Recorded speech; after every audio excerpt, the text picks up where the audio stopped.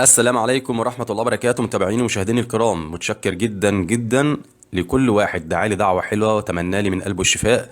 جزاكم الله عني خيرا، ربنا يعافيكم يا رب ويحفظكم من شر كل ذي شر. وصفتنا النهاردة بقى وصفة سهلة جدا وبسيطة وعلى قد ايدينا وبمكونات موجودة في كل بيوتنا. انا النهارده ام محمد هتوريكم ازاي نعمل برياني بالتوابل اللي موجوده في كل بيت. يعني انا مش هقدر اقول عليها برياني هندي لان انا ما استخدمتش توابل البرياني الهندي. احنا استخدمنا توابل موجوده ومتوفره في كل البيوت، وزي ما انتم شايفين ده الشكل النهائي بتاعها. تركه كده ام محمد عملتها عشان تطلع الرز لون ابيض واللون التاني زي ما انتم شايفين اهو المنظر. وكمان الفراخ مستويه ودايبه دوب. حاجة يعني رائعة بأبسط المكونات زي ما انتم متعودين من فيديوهاتنا. نبدأ كده على بركة الله. بسم الله الرحمن الرحيم. أنا عندي كيلو رز نقعينه في مية، وعندي فرخة مقطعها أنا طبعا قطع، شايل منهم الجلد. أنا في البرياني بشيل الجلد من الفراخ. وعندي بصلاية مبشورة وطماطماية مبشورة وكيس صلصة زي ما انتم شايفين أهو. والتوابل الجافة بقى عندي حبهان، وعندي قرنفل أو المسمار وحبايتين لومي وورق لورا وورقة الماجي. وده لوز منقوع في مية سخنة عشان هنقشره ونحمره. التوابل بقى الناعمة ايه؟ موجودة في كل بيوت: كاري، كركم، فلفل أسمر، بهارات، بابريكا، قرفة ناعمة عشان ما عنديش عيدان، ملح.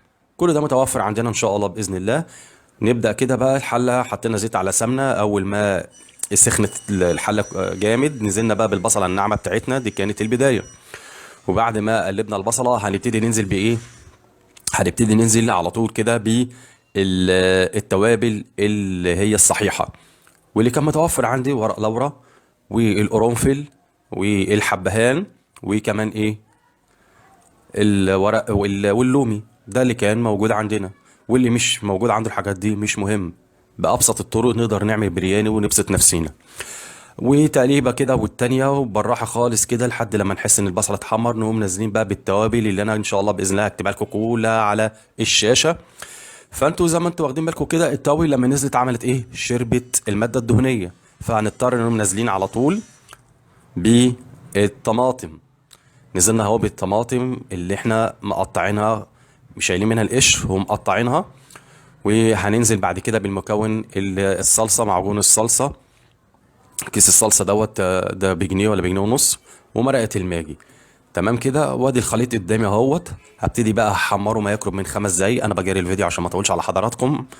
وهنزل بقى بالفراخ بتاعتي اللي انا متبلها قبلها بيوم زي ما انتم متعودين في نظامي، وشايل منها الجلد. تمام. وادي كوبايه الزبادي. ممكن ناس تقول لي طب احنا بنحط كوبايه الزبادي قبليها بننقع الفراخ في زبادي؟ طبعا ده الصح وده الافضل، ولكن احنا حبينا يعني ايه نغير. قلبنا بقى الفراخ بالخليط بتاعنا بالزبادي في الحله بتاعتنا كده، وهنبتدي ننزل بميه سخنه. وهنسلق الفراخ بتاعتنا سلق كامل، هنسويها في الخليط البرياني اللي هو على قد ايدينا اللي انتوا شايفينه دوت. ده كده يا جماعه الجزء الاولاني من الفيديو خلص. تمام كده. خش بقى على الجزء التاني. الرز بتاعنا هنصفيه من الميه اللي احنا ناقعينها فيه، وهنسخن ميه نحط فيها زيت، وهنحط فيها شويه من الملح. وهنبتدي نعمل ايه؟ نسلق الرز بتاعنا. سلقه قد ايه بالظبط كده يا جماعه؟ يعني يقعد 10 دقايق. يعني انا مش هسويه سوا كامل، مش هسويه سما كامل، هو بين 10 دقايق 15 دقيقه بالظبط. ام محمد هنا هتبتدي تزود ملح تاني عشان حست ان الميه عدمه. وبعد كده هنبتدي، بعد ما يتسلق هنبتدي بقى نقشر اللوز. اللوز لما تنقع في ميه سخنه تقشيره بقى سهل جدا اهو زي ما انتم شايفين. بنقشره زي السوداني. ما اعرفش هي ليه حبت تقسم كل لوزايه، يعني تقسمها بالنص. يعني ممكن تكون كانت حابه يعني يبقى كتير، ولكن هو ممكن نكتفي ان احنا نقشره بس. تمام.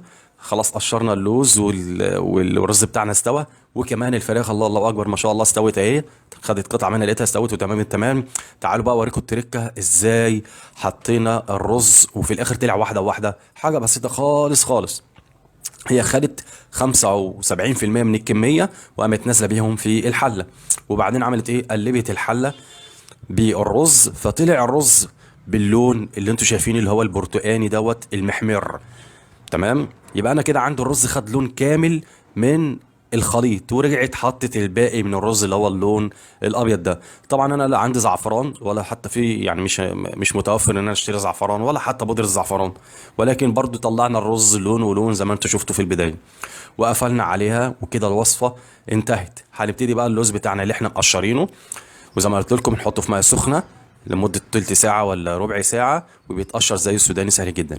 واللوز بيتحمر في معلقه سمنه. واشرقت بتساعد امها، اشرقت عندها 5 سنين، بندخلها المطبخ عشان نحببها طبعا في الطبخ من البدايه كده، بنزرع فيها دخول المطبخ ونبتدي نغرف الوصفه بتاعتنا. هي كلها على بعضها خدت نص ساعه. ده كان الشكل النهائي بتاعنا. واللوز يعني بنحط هو زي ما انتم شايفين. وصفتنا خلصت والله، ما فيش ابسط من كده. وده برياني زي ما قلت كده، زي ما قلت لكم، يعني مش هينفع نقول عليه برياني هندي ليه، مش توابل هنديه، ولكن برياني على قد الايد. يا رب ينول اعجابكم. زي ما عودتوني بكرمكم الزائد عليا تعملوا مشاركه للفيديو ولايك وكومنتاتكم جميله، ويا ريت يا ريت تشتركوا في القناه عندي، ويبقى جزاكم الله عني خيرا. متشكر جدا على دعواتكم ليا، والسلام عليكم ورحمه الله وبركاته.